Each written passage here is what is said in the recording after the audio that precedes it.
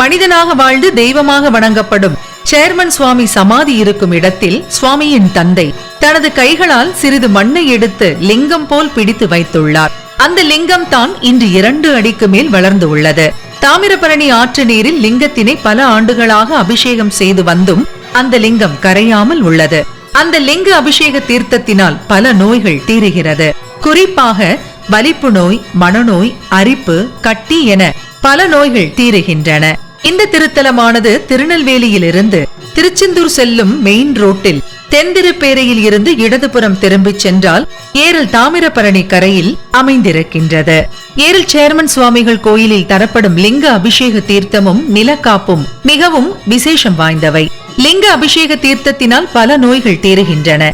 மருத்துவர்களாலும் கைவிடப்பட்ட வலிப்பு நோய், மனநோய், அரிப்பு, கட்டி என பல நோய்கள் தீர்கின்றன.